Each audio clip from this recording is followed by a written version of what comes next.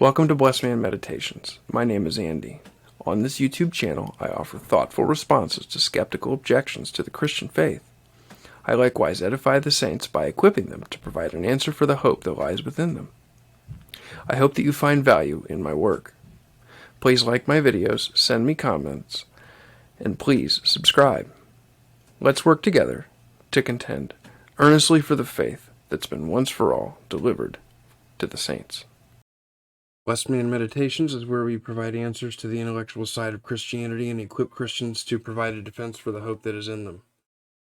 Today on Blessed Man Meditations, we continue looking at Eric Metaxas' book, Is Atheism Dead? Metaxas is a best-selling author whose books have been translated into 25 languages. Metaxas hosts a nationally syndicated radio show and acclaimed conversation series, Socrates in the City, and he's a prominent cultural commentator. His works have appeared in the New York Times, the New Yorker, the Atlantic, and the Wall Street Journal. We're looking at Chapter 21 of Is Atheism Dead, which examines the question, what is truth? And we're looking at atheists who found God. Jean-Paul Sartre, Antony Flew, and Albert Camus. There have been many great thinkers and artists for whom a world without God is no happy thing, but rather is simply what they've come to think is likely true, however unpleasant. In other words, they're too far thoughtful to leap for joy like the new atheists, to whom a godless world seems nothing more than a golden ticket to an amusement park of guilt-free pleasures. That sounds like a reference to the absence of an absolute standard for morality that new atheists have. It's not to say that they can't be moral; they are. Many of them are. It's just they can't appeal to a universal standard that people can agree on. Thomas and others seem to be haunted by the greater sadness of the idea, and seem genuinely to long for meaning, but having found none, soldier on in the midst of the bleakness, continuing to look for signs that perhaps they're mistaken. The great filmmaker Ingmar Bergman was like this. Anyone who's seen his masterpiece, Bergman's masterpiece, The Seventh Seal, knows that it depicts the prospect of a world devoid of God and as terrifying. Bergman's film, The Seventh Seal, illustrates the fact that if God was not influencing the world, it would be a terrifying thing. Bergman's questions about God are especially profound in this film, which is set in the Middle Ages during an episode of the Black Death, so that it has a foreboding and apocalyptic feel. Flagellants wander through the streets, hoping to purge themselves of whatever it is that has afflicted everyone. And in one scene, an unbalanced young woman accused of witchcraft is taken to her execution at the stake. The film's principal figure is Antonius Block, a knight returned from the Crusades, played by Max von Sydow. The knight is looking for meaning and longs to hear from God. The film's title refers to the passage from the book of Revelation, which is mentioned at the film's beginning and end.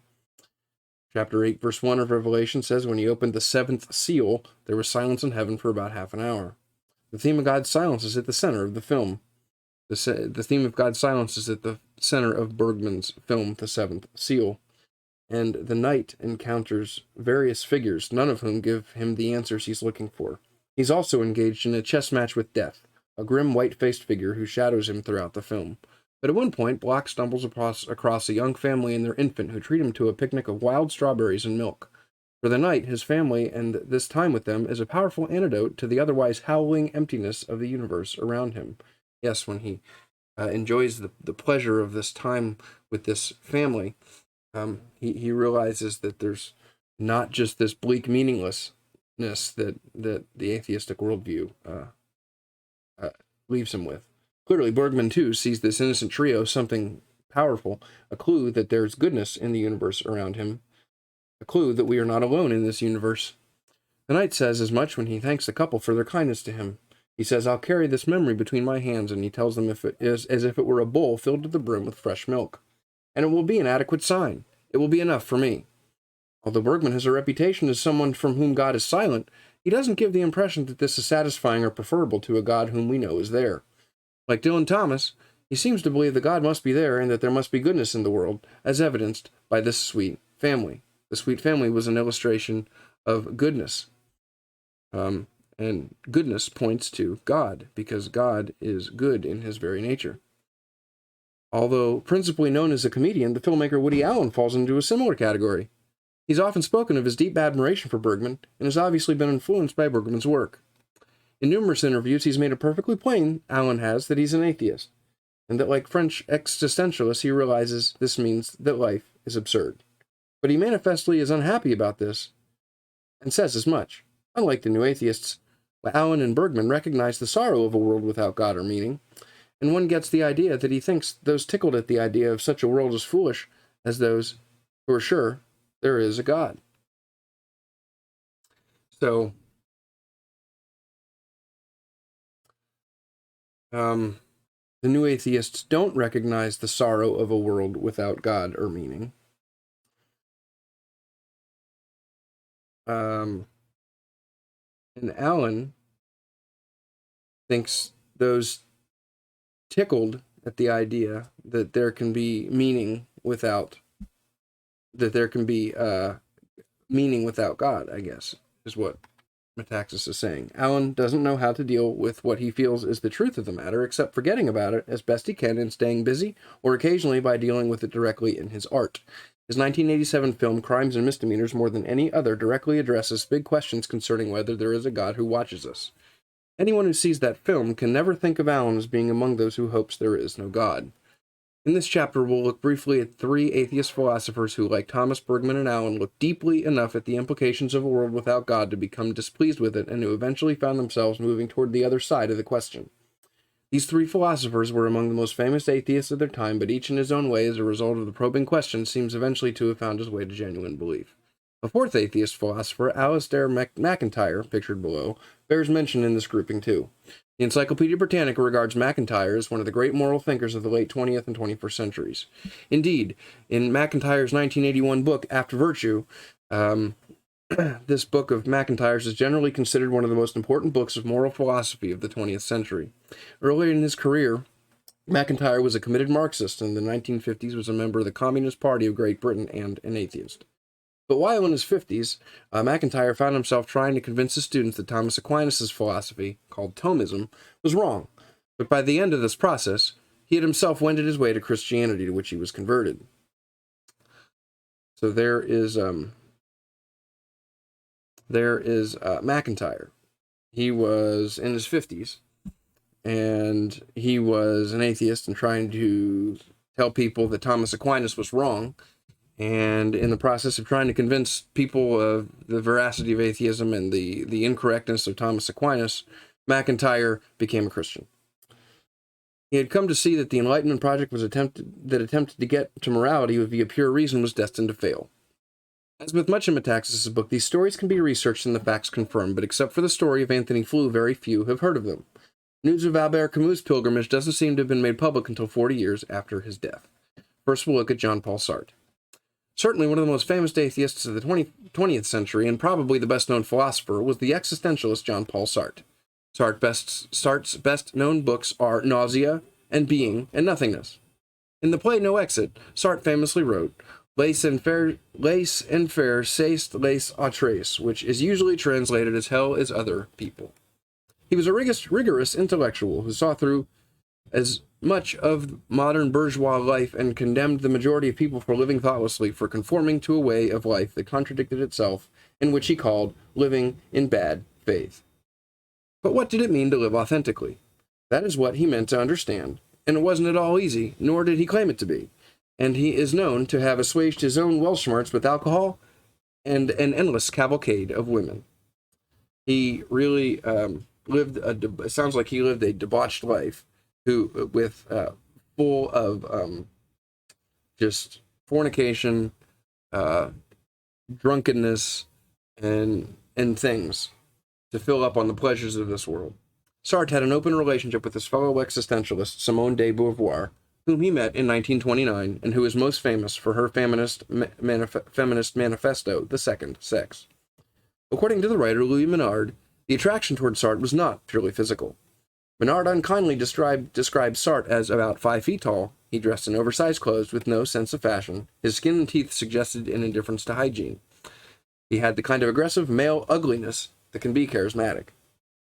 Sartre and de Beauvoir continued their curious relationship for decades, during which they unsurprisingly slept with innumerable others. Menard says that words constituted Sartre's principal means of seduction. His physical approaches were on the order of groping in restaurants and kissing and kisses in taxis. Together, Sartre and de Beauvoir vigorously challenged the norms of bourgeoisie French society as though sleeping around were an act of exceptional moral courage. Both predictably became devoted Marxists, and for a time Sartre was a great defender of Stalin, even after the chilling horrors of the Gulag became known. In 1960, Sartre traveled to Cuba to admire Fidel Castro and the Che Guevara, the latter of whom he fatuously described as the most complete human being of our age and the era's perfect man. The historian Philip Johnson accused Sartre's works of leading to and inspiring the murderous regime of Pol Pot's Khmer Rouge, a claim that is unfortunately difficult to discount and impossibly unpleasant to contemplate. But yes, ideas have consequences, and for intellectual titans like Sartre, those consequences are often les autres, one will never meet. Sartre took many other radical positions, including in 1964 publishing his autobiography The Words, in which he condemned all literature as simply another bourgeois way of avoiding reality. When that same year, he was rather awkwardly, one imagines, chosen as the winner of the Nobel Prize in Literature, when his embarrassment was pronounced. Yes, when he's condemning literature, then he wins the Nobel Prize for his literature. That is a little ironic.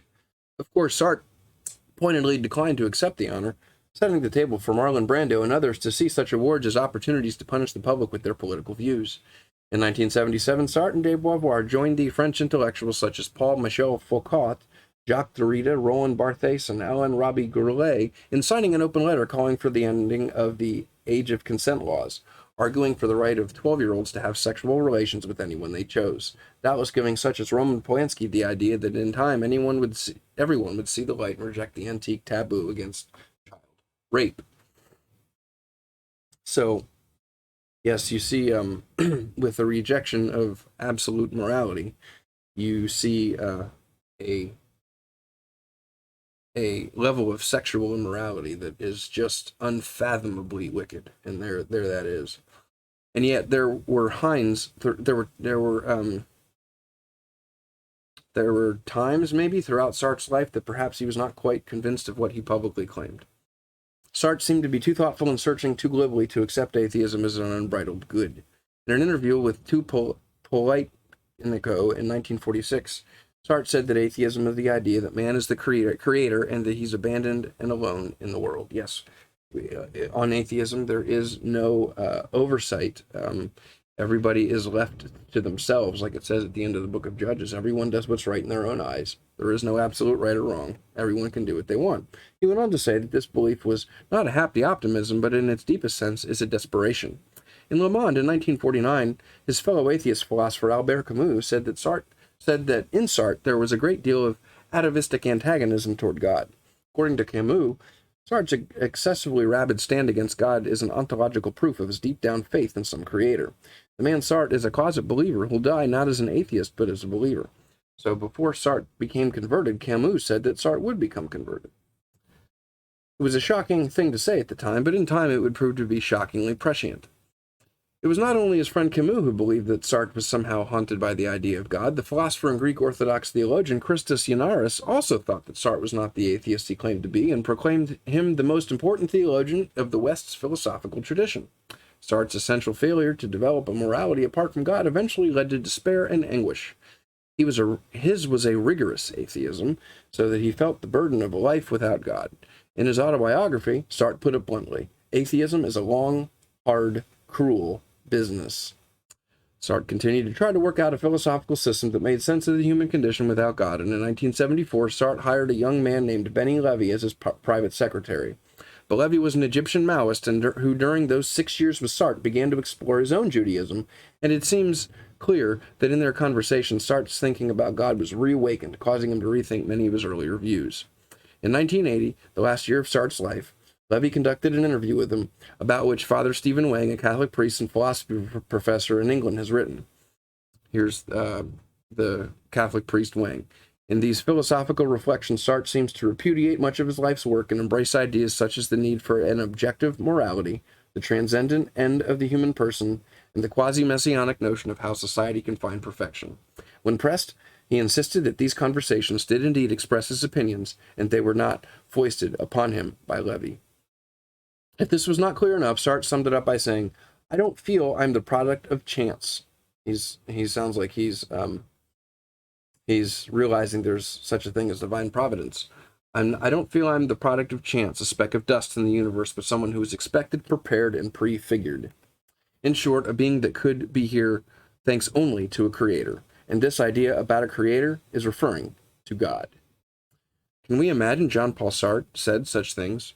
Of course, his many friends and devotees were outraged at this news. Of course, sure. The atheistic consensus is going to be outraged that one of their own changes ranks. It seems especially to have set Miss de Beauvoir's teeth on edge, and she wrote bitterly about what she considered Sartre's personal betrayal of her and all who had followed his work, saying he'd fallen into superstition. Yes, that's what the atheists call the religious, oftentimes, is superstitious. They call people who will believe based on good evidence, they still call them superstitious. It's John Lennox who says that he believes because of the evidence. Sartre spent his whole life trying to philosophically work out how it was possible to go on in a world without God. He'd never established that there was no God, nor claimed to, which is something no one can do anyway, despite claims to the contrary. Right. For all the noise that atheists make about having the theist prove that there is a God, the atheist can't prove there is no God. But at the end of his life, he seemed to have come to the end of his search and was able to accept what he previously could not. But why? This is, of course, one of the things about so-called deathbed conversions. As much as they are often discounted as fearful and desperate leapings towards some chimera, they're often the opposite. Dr. Samuel Johnson famously said, "When a man knows he's to be hanged in a fortnight, it concentrates his mind wonderfully." When we know we're about to die, we can think more clearly. We can put our things that hinder us from seeing things as they really are. When we are faced with our own mortality, the roadblocks that keep us from seeing things the way that we should, we're more able to get those roadblocks out of the way and see things in an unobstructed, clear way. The conversion of someone who's close to death is often evidence that they at least had the ability to think clearly with none of the distractions of this life, such as having to face friends who disagree with you or having to give up some of the things you fear turning to God might mean giving up. Yes. If you have your whole life in front of you, if someone has their whole life in front of them, they might be reluctant to turn to God because they think that if they turn to God, they're going to have to give up certain things that they enjoy. But someone like Sartre, who was near death, knew that he didn't have a lot of time to have to worry about giving up things that he would enjoy. It was close to the end.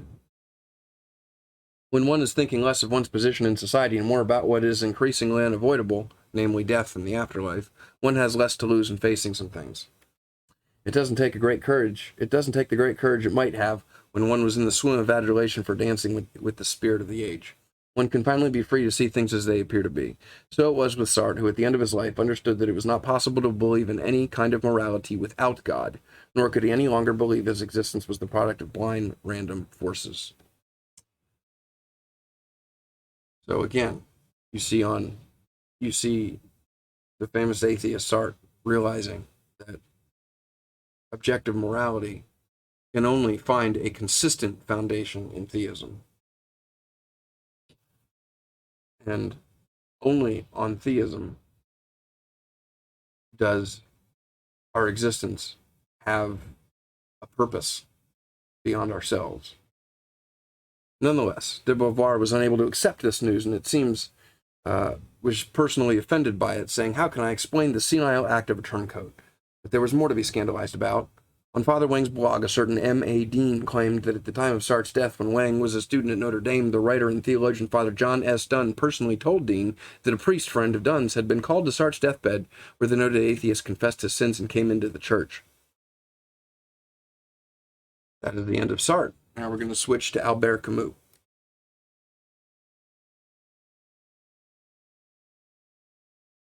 The oldest American institution in all of Europe is the American Church in Paris, which stands on the Quai d'Orsay. Howard Mumma, a 40-something Yale-educated minister, had landed the plum position of guest preacher there for several summers in the late 1950s. For the first month of Sundays, though, Mama had no idea that Albert Camus was in his congregation. Like Jean-Paul Sartre, Camus was a French existentialist, though he always rejected the term, preferring to style himself as an advocate of absurdism, the idea that life is meaningless. But he believed that there was no excuse for nihilism, and tried to find a way forward in a universe bereft of God and meaning. So, for Camus, life had no meaning, there was no God, and he was just waiting out his time on Earth. Camus' most famous works are The Myth of Sisyphus and The Stranger, and he was so celebrated during his short life that he won the Nobel Prize at the age of 44 in 1957. For Camus, the central issue of existentialism was what to do about it. And of course, the most fundamental question, given what he saw as the utter meaninglessness of life, was whether to commit suicide, to be or not to be. Camus viewed suicide as arising naturally as a possible solution to the absurdity of life. Yes, since life is absurd, since life is meaningless, what's the point of even being here? Might as well just take your own life, maybe Camus was thinking. Unlike the cocksure new atheist, Camus did not shy away from the ramifications and implications of what he had come to believe.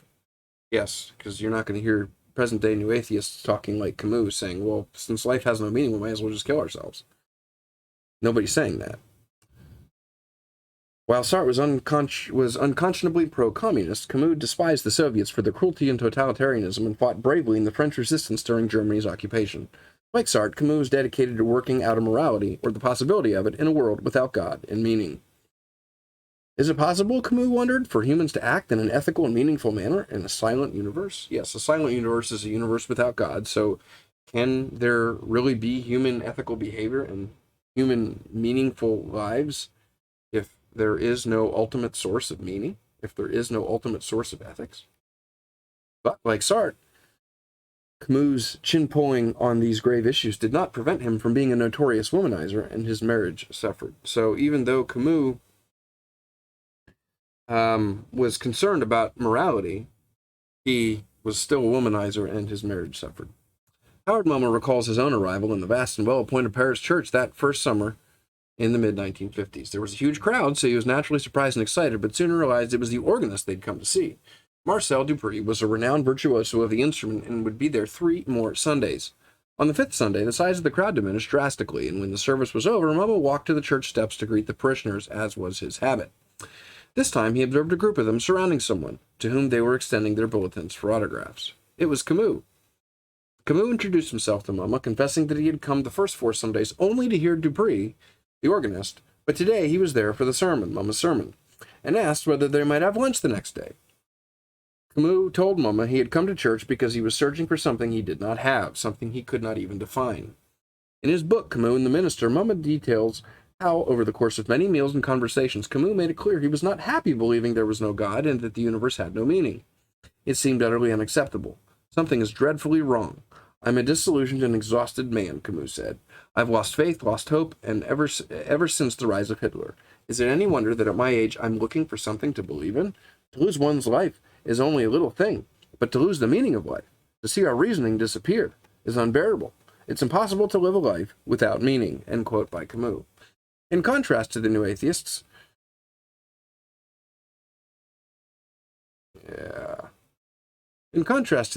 Camus saw what it meant if the world were devoid of God and meaning, and he was hoping to be wrong. In another conversation, Camus told Mummer of his friendship with the French philosopher and mystic Simone Weil, whom he met in 1939, and how her own faith journey from atheism had influenced him. I wish I could find whatever it was that moved her thinking, Camus said. He went on to say that this well-known belief in a meaningless universe was no longer certain, in part because of his friendship with Weil. He confided in his friend. Camus said, quote, I've made a great deal of money because I've been somehow able to articulate man's disillusionment. I've written things that have meant a great deal to many people. I touched something in them because they identified in my writings the anguish and despair that they all felt. I spoke to the meaninglessness and uncertainty, the basic tenets of which I am uncertain I still believe, end quote. Camus felt a responsibility to these readers and fans. He could no longer stand behind what he had written, but he did not know exactly what to say or to believe either. He was clearly on a serious search. When Mummer learned that the only Bible Camus owned was the Latin Vulgate, which he'd been given as a child by his mother and the parish priest, Mummer made a point of tracking down a Bible in French and gave it to Camus. Camus leapt in and began reading the Pentateuch, which they discussed. At the end of the summer, just before Momo was to return to the United States, Camus said, "I'm not a sentimental man, but I want you to know that your sermons and our all too few conversations have meant a great deal to me." Camus is slowly making his way towards faith. Mama did not return to Paris and the American church for a few years, but he and Camus immediately resumed their friendship, dining together and always talking about God. Toward the end of that summer of 1959, Camus suddenly asked whether Mama performed baptisms. It seemed obvious Camus knew his friend would soon be leaving again and wanted to make some kind of commitment. "The reason I've been coming to church is because I'm seeking," Camus said. "I'm almost on a pilgrimage, seeking something to fill the void that I'm experiencing and no one else knows. Certainly the public, the readers of my novels, while they see that void, are not finding the answers in what they're reading. But deep down, you're right. I'm searching for something that the world's not giving me. Since I've been coming to church, I've been thinking a great deal about the idea of a transcendent, something that's other than this world. It's something that you do not hear much about today, but I'm finding it. I'm hearing about it here, in Paris, within the walls of the American church." At some point, Mama learned that Camus had not stopped reading the Bible. Far from it, he had read the Old Testament at least 3 times and had been making notes. "Since I've been reading the Bible, I sense that there's something, I don't know if it's personal or if it's a great idea or powerful influence, but there's something that can bring meaning to my life. I certainly don't have it, but it's there. On Sunday mornings, I hear that the answer is God. You've made it very clear to me on Sunday mornings, Howard, that we are not the only ones in this world. There's something that's invisible. We may not hear the voice, but there is some way in which we can become aware that we are not the only ones in the world and there is help for all of us." End quote. As the conversations continued, Camus said he identified strongly with Nicodemus, the Jewish religious leader who came secretly to speak to Jesus at night. Camus said that, like Nicodemus, he was confused about Christianity and what it meant to be born again. So Mama asked him what Jesus' reply to Nicodemus was, and Camus remembered it all, repeating it with enthusiasm. As a pastor, Camus could see that his friend was getting serious about all this, so he spoke about what it meant to be born again. He said, it is to wipe the slate clean," Mama said to Camus, "to receive forgiveness. It is to receive forgiveness because you have asked God to forgive you of all your past sins, so that the guilt, concerns, worries, and mistakes that we have made in the past are forgiven and the slate is truly wiped clean." Mama went on some more, and then he told Camus, "You're seeking the presence of God himself." Mama remembers, he was himself nervous at that moment. He writes, Albert looked at me squarely in the eye and with tears in his eyes and said, "Howard, I'm ready. I want this. This is what I want to commit my life to." Camus was ready to commit to become a Christian. At that point, Mama might easily have led Camus in what is often called the sinner's prayer, but being a rather high church Methodist, he didn't think along such lines. Instead, the conversation devolved into baptism and whether it was necessary for Camus to be baptized since he'd already been baptized as a child. Mama thought the first baptism would suffice, but Camus said that hadn't meant anything. Now he understood what was at stake and he wanted to be baptized. Mama then began pressing him on whether he was willing to make a public confession of his faith and join a church. But Camus didn't want to join a church or denomination. He didn't want to attract attention in that way and at that time. He wanted to be baptized by Mama, but for some reason Mama demurred, wondering if perhaps Camus was really ready to take such a step. So nothing happened. Camus wished to drive his friend to the airport when it was time to leave, but a special goodbye luncheon at the church had been prepared, and Camus met him at the airport to say goodbye. "My friend, mon chéri," Camus said to him, "thank you. I'm going to keep striving for the faith." As it happened, Camus would never be baptized nor have the time to write about what had transpired in his heart and mind, because only a few months later, on January 4th, 1960, he was riding in the passenger seat of his publisher's sports car speeding toward Paris. Camus had been in his country home in Provence and had sent his 2 children and wife of 20 years ahead on the train 2 days earlier. Though no one knows exactly how, on a long, wide stretch of road, the car veered and hit a plane tree. He was killed instantly at the age of 46. Perhaps because of his intense privacy regarding such matters, the obituaries written about him did not reflect the journey he had been on to find God. And Mama did not write of any of it until 2000, when he was himself 92 years old. So until now, most of the world has never heard that one of the world's most public atheists had eventually found his atheism unsatisfactory and had turned toward God. We finished Jean-Paul Sartre, we finished Albert Camus, now we're doing Antony Flew.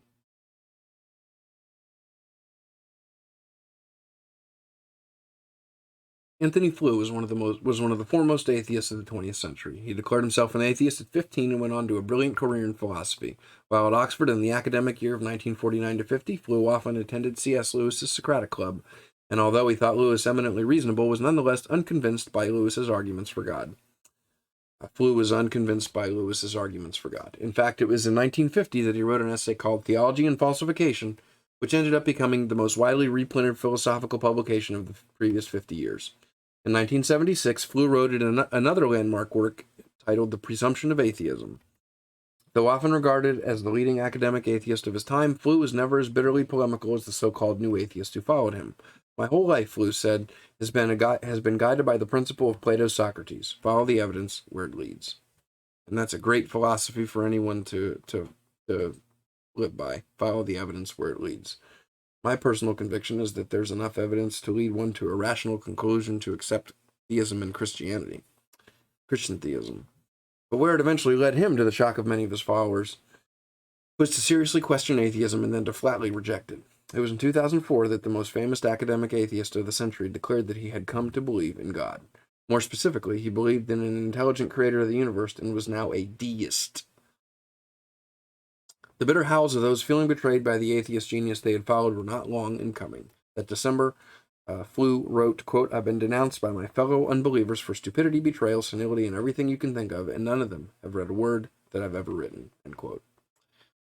The summer following this, Metaxas found himself at a C.S. Lewis conference in Oxford, England, where in a forum at St. Aldate's Church, just across the street from the famous Christ Church meadow, Metaxas got to meet Flew and hear him talk about his conversion. Flew recounted his repulsion at the idea of a vengeful God who would cast people into eternal tortures and made it clear he could not believe in that God, but affirmed his belief in an intelligent creator, in the Aristotelian God, as Flew put it. For Flew, the facts were clear as a bell, and there was no going back. The advances in science over the previous decades, specifically the arguments for the fine-tuned universe, had rendered atheism logically untenable. The attacks continued, but Flew had been around this block and was not about to take them lying down. When Simon Fraser University's Raymond Bradley published his criticisms of Flew's position in George Soros's Open Society Journal, Flew wrote a letter to the journal calling the piece extraordinarily offensive and put Bradley in the category of a secularist bigot. Flew was so convinced of the scientific arguments for design that he even took the step in 2006 of signing his name to a letter advising the British government to be willing to include intelligent design in school curricula. Now that would be a beautiful thing to see design taught in public schools these days. Teach both. Sure, teach evolution, but teach creation too. Let the students decide. The following year, in an interview with the Christian ethicist Benjamin Wilker, Flew spoke of his growing empathy with the insight of Einstein and other noted scientists that there had to be intelligence behind the integrated complexity of the physical universe. In 2007, to make his new stance and arguments unmistakable, almost cheekily clear, Flew wrote a book titled There Is a God, once more explaining that the new scientific evidence showed that there was insufficient time for life to come into being from non-life, and he and so many had believed.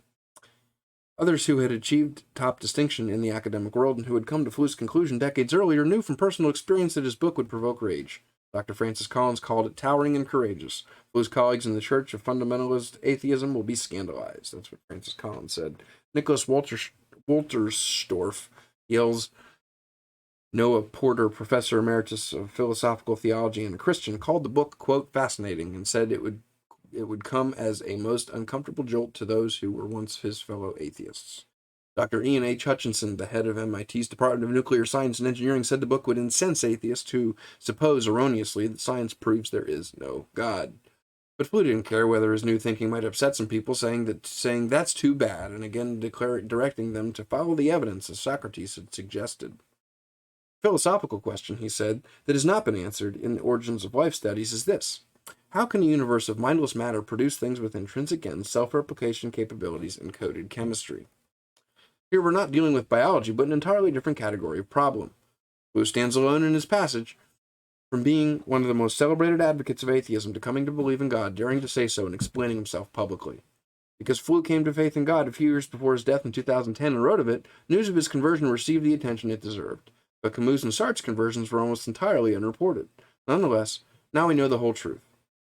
That these three most famous and most thoughtful philosophers of the 20th century all found their way beyond atheism and beyond agnosticism, and even beyond agnosticism all the way to God himself.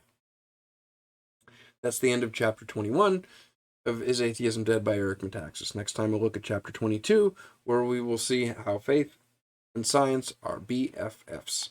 So thank you for watching. Please like, comment, and subscribe. And I hope you have a blessed rest of your day.